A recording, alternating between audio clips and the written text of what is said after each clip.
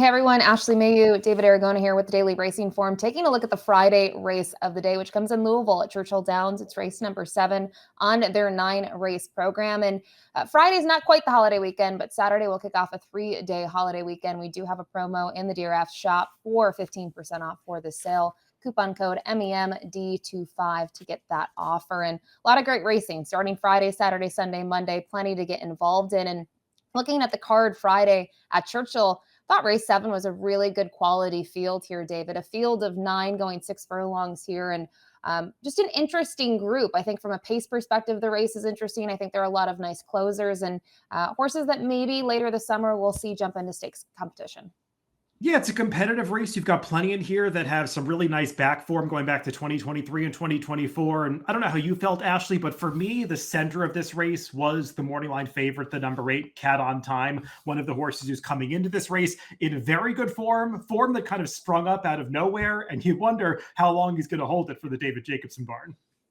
Yeah, certainly makes you wonder. I mean, he has one race prior to going to this barn that really pops off the page from nowhere with the 102 Buyer Speed Figure, a 13-length winner. And then his last 2, he's just been very consistent regardless of the trip, whether he's, a length or 2 off of it or he's 5 or 6 back early. So I agree with you. I think that's the interesting starting point in terms of the talking about this race. But look at the Time Form US pace projection to get a better feel for this 6 furlong event. And going 6 furlongs, Churchill in a sprint, you see a fast pace is projected. And pretty much agree with this. I mean, I think the 9 Bohemian Bow, there's really only one option. It is to send, you draw the outside in here, but I do think there are a couple of others in here that will keep him honest early.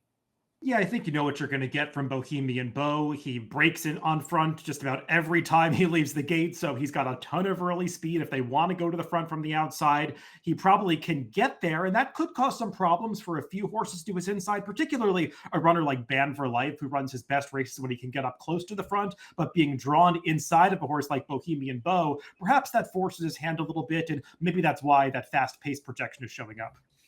And note that the LP, the late pace flag, is attached to the 8 Cat on Time, who we talked about is the 3-1 morning line favorite. We'll jump right into it here, though, with the number 1, Harrodsburg. This one out of the Michael Tomlinson barn, who was 4th in the return to the races. Prior to that, had some nice results, had a win 3 starts back, and I really like the race 2 back, knowing what banishing has gone on to do for David Jacobson, but felt like he needed to show a little bit more last time out, but maybe it was just first off the bench and the fractions were quite swift early.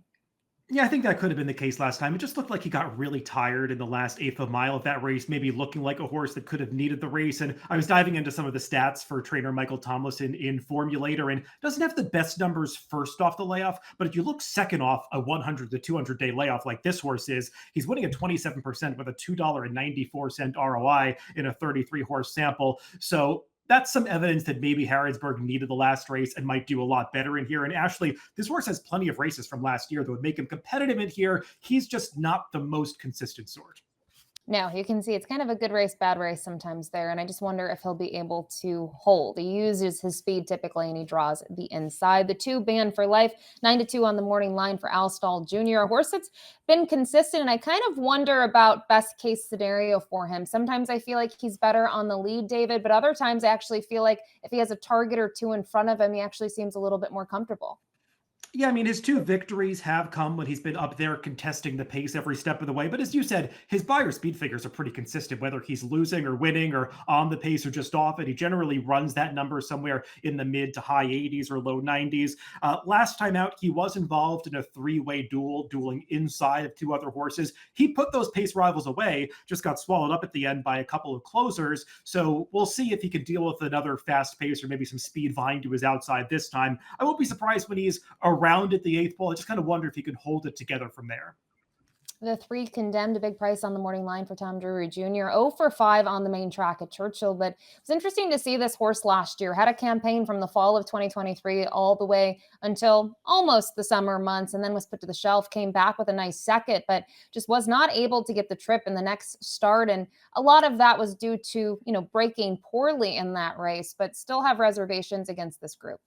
Yeah, for me, this is just a really tough horse to read because his form is up and down. He uses all different sorts of running styles that, as you said, depend a lot on how he breaks out of the gate. Isn't always the sharpest away from the blocks. He did run well two back when he got out there and was vying for the front end. Still finished second in the race to that horse, to, Gold Luck, that probably is maybe a cut below these. So I feel like even if Condemn produces his best race, I'm not sure it's quite good enough.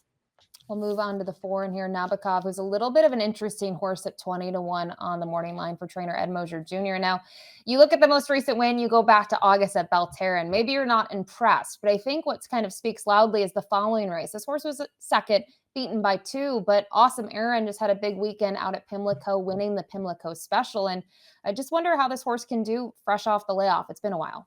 Yeah, this is a horse that you might be tempted to just kind of skip over at first glance when you're looking at the buyer speed figures and assessing him maybe not being fast enough. But this horse does have some big races from early in his career for the Chad Brown barn. He was running buyers in the 90 plus range. Now, he's got that race too back at Belterra that you mentioned where he was game to get the job done. He actually got passed by the runner up in deep stretch, came around that horse to re-rally to win. So I like to see gameness like that. And last time out, as you mentioned, he was beaten by Awesome Aaron. And obviously, Awesome Aaron has improved a lot since then and improved with added distance to ultimately win the Pimlico Special last weekend. But that was a race that when you look at it in Formulator and a lot of the runbacks, Ashley, a lot of horses have come back out of that race to not just run a little bit faster, to run a lot faster. If you average the buyer speed figure improvement of all the runbacks from that race, they improved on average by 22 points in their subsequent start. So that might have been a lot stronger of an effort than the 71 buyer indicates. And also, trainer Ed Mosier is on a really strong run right now. He went 5 for 10 with all of his starters last week, including that upset victory in the Gallarette with Charlene's Dream at Pimlico.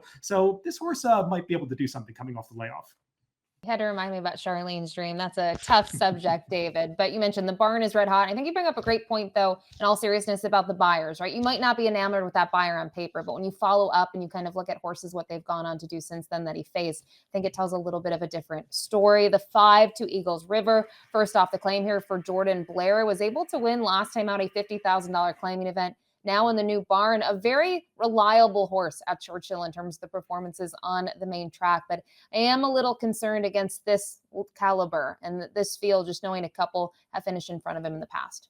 Yeah, as you said, he's reliable, but he's kind of been reliably a cut below what's going to be needed to win a race like this. He faced off against Cat on Time 2 back at Keeneland and was just no match for the late move that horse put in. He did win a softer race last time, but he's going to have to do better first off the claim for the new connections. We'll look at the number 6 out of Shea here for Chris Hartman. We'll actually look at one of the performances, and we're going to go back to the effort last time out, April 25th at Oaklawn Park, after having just over 2 months off. And felt like this horse is interesting from a couple perspectives. One of which, in here, David, horse was forward, not necessarily has to be forward when you go to those races 2 and 3 back, and does come up short here as the favorite. But I think, in terms of a starting point after 2 months off, a horse that has some upside. Yeah, this horse was a tough call for me, and I think we ultimately ended up going in different directions with our opinions about him. I considered upgrading him and ultimately didn't. He's a horse that's got some really big efforts from Churchill last year, and if getting back on this surface is kind of the key to unlocking that form again, he's going to be really tough in this race. He ran fine in that replay we took a look at Oaklawn. I don't think Navy Seal and Arkansas bred who beat him is quite up to the caliber of some of the competition he's facing here, but maybe he just didn't love Oaklawn. Getting back to Churchill is going to be the big difference for him. For me, Ashley, I feel like price is going to be the guide with him. If he drifts up to 5 or 6 to 1, I think that's really appealing. If he's among the favorites, I don't know if I want him in this spot. I have a feeling he's going to drift up. So I'm hoping that that is the case, right? I don't think at 7 to 2 I necessarily want him, but I'm also just wondering what Ben Curtis is going to do in terms of trip. What's the strategy going to be? I would like to see this horse sitting off of it. I don't want to see him on the lead. I don't actually like that for him, even though I know he can win being that forward. The 7 Deer District is an interesting one for Dallas Stewart, who I don't know how to assess the last race. I guess for me, David, I'm going to draw a line through it, knowing it was a mile at Churchill. And I think the efforts 2 and 3 back, going 6, 6.5, whether it be at the fairgrounds or Keeneland, make this horse interesting because I think based on some that we've talked about, we have some closers, we have some pace setters. He's one that maybe will be sitting 4th or 5th early. Yeah, that was also the last race after I think it was the Kentucky Oaks when they got that downpour at Churchill Downs on May 2nd, and the track was kind of a mess. And you could see watching that race, this horse just was not handling it. He was kind of bobbling, just not really striding out over it. And as you said, it was a mile. I'm willing to forgive that. He ran okay behind Discreet Mischief two back. That's a really nice Brad Cox horse, and he actually finished ahead of Harrodsburg that day, who we already talked about. I think this horse could pick up some pieces if they take him back off the pace a little bit and try to finish. I just wonder if his better days are still behind him.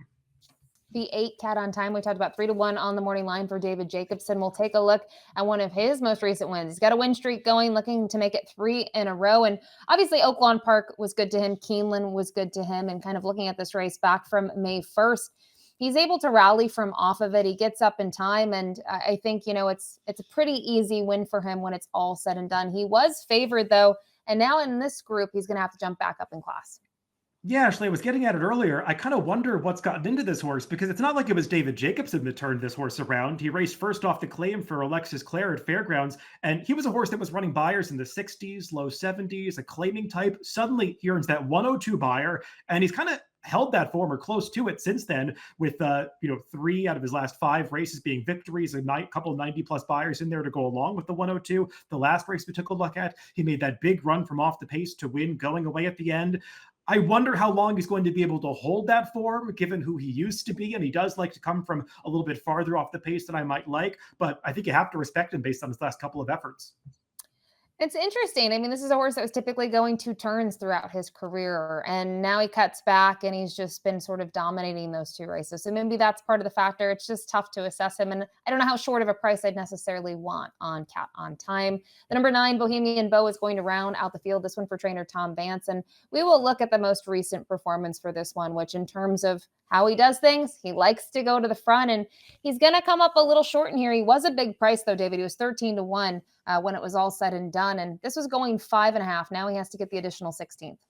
He's pretty game in this race, trying to fight back along the inside. You could see the runner to his outside red stage, who does have some talent, gets to him at the top of the stretch, and Bohemian Bow does not want to give it up. He fights that rival all the way to the finish line. But as you said, this is 5.5 furlongs, and I think every step that's shorter than 6 furlongs is going to be this horse's benefit because stamina is not really his greatest asset. And even drawn outside here, I wonder if he's going to be able to hold his speed together at this level. And he's been such an Oaklawn Park specialist. I wonder if he's going to be able to take that form outside of there. Yeah, it's tough. You have to go to those races at Churchill. They're all the way back in 2023. I don't know how to assess him now. He obviously could be dangerous with his speed, but you talked about it. It's the extra distance too. There are some question marks and wouldn't want a short price on Bohemian Bow as well. But race number 7 at Churchill this Friday is the race of the day. Don't forget free past performances on the DRF website and time for top picks. And I know you don't like my top pick in here as much. You're actually going to toss him. But you go with a big price in here, the number 4, Nabokov, who you mentioned the barn has been red hot, but comes out of a key race last out.